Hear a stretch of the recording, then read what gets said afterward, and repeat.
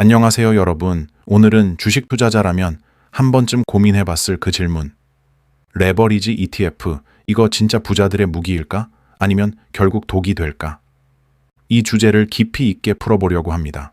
요즘 커뮤니티나 유튜브만 봐도 이런 얘기 많죠. SOXL로 인생 바뀌었다. QLD로 수익 200% 찍었다. 반대로 한 달 만에 반토막 났다는 사람도 있고요. 대체 뭐가 진짜일까요? 레버리지 ETF의 정체. 먼저 레버리지 ETF가 뭔지부터 간단히 짚고 갈게요. 레버리지 ETF는 말 그대로 지수의 수익률을 2배 혹은 3배로 추종하는 ETF입니다. 예를 들어 나스닥이 하루에 1% 오르면 QLD 2배 레버리지는 2% 오르고 TQQQ 3배 레버리지는 3% 오르는 구조죠. 그럼 좋은 거 아닌가요? 오를 때 2~3배로 벌면 빨리 부자 될 수 있잖아요? 라고 생각하신다면 여기서부터가 진짜 중요한 포인트입니다. 레버리지의 양면성. 레버리지는 양날의 검이에요.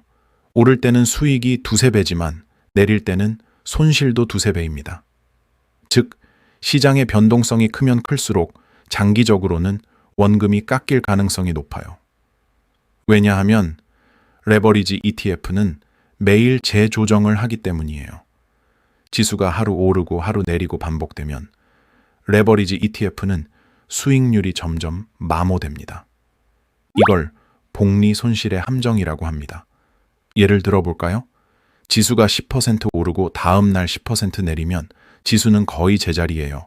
하지만 2배 레버리지 ETF는 같은 움직임에서 마이너스 수익률이 나옵니다. 이게 무서운 이유죠. 단기 vs 장기, 어디에 쓰느냐가 핵심. 그래서 레버리지 ETF는 단기 트레이딩용인지 장기 투자용인지 구분이 정말 중요합니다. 단기적으로는 분명히 기회가 있습니다. 특히 시장이 명확히 상승 추세일 때 레버리지는 폭발적인 수익을 안겨줍니다. 예를 들어 2020년 코로나 이후 2021년 초까지 나스닥이 100% 넘게 올랐을 때 TQQQ는 무려 500% 이상 상승했어요. 이때 들어간 사람들은 인생이 바뀌었죠. 하지만 문제는 그 상승장이 영원하지 않다는 거예요. 2022년 금리 인상과 긴축이 시작되자 TQQQ는 단 한 해 동안 70% 폭락했습니다. 그 전까지 나 천재인가?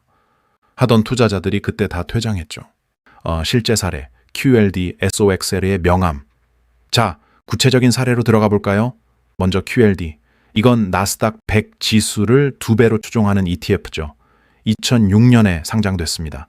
만약 그때 QLD를 사서 지금까지 19년 동안 묵혔다면 수익률은 무려 약 2000%, 즉 1000만 원이 2억이 된 셈이죠.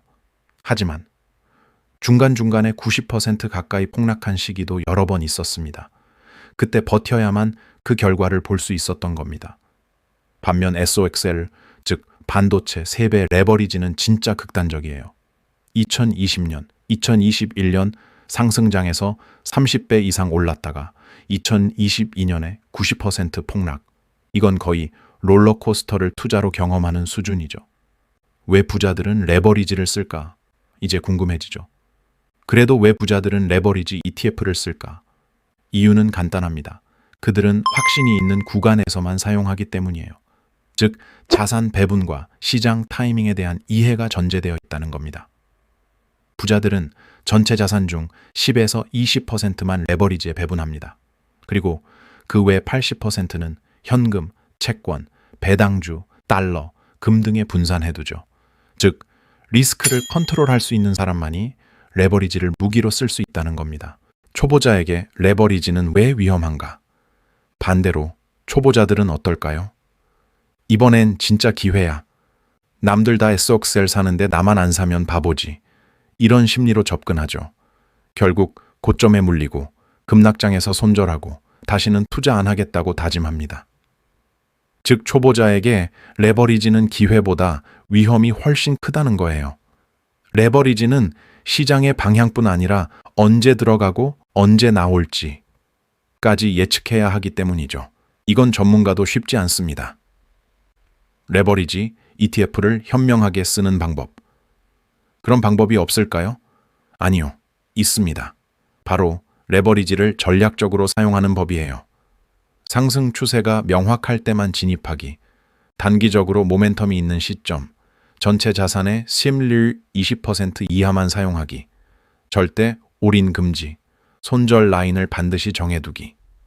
예, 20%면 자동 청산, 장기 보유가 아니라 단기 or 중기 전략용으로만 운용하기. 이 네 가지만 지켜도 레버리지 ETF는 훌륭한 수익 도구가 될 수 있습니다. 진짜 부자들의 레버리지 활용법.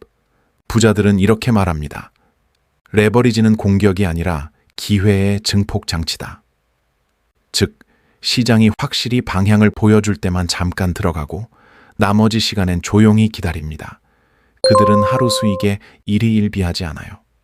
왜냐하면 그들의 목표는 빠르게가 아니라 꾸준히이기 때문이죠. 그래서 진짜 부자들은 이렇게 투자합니다. 상승장 초입, 레버리지로 수익 극대화, 횡보장, 하락장, 현금화, or 방어 자산으로 전환. 이게 바로 살아남는 투자자의 패턴이에요. 결론. 여러분, 레버리지 ETF는 도박이 아닙니다. 하지만 그걸 무기로 쓸 수 있느냐, 도구로 맞느냐는 오로지 여러분의 태도와 전략에 달려 있습니다. 빨리 부자가 되고 싶다면 레버리지는 독이 될 겁니다. 하지만 확실히 부자가 되고 싶다면 레버리지는 언젠가 당신의 무기가 될 수도 있습니다. 투자에서 중요한 건 속도가 아니라 지속이에요. 그걸 잊지 마세요.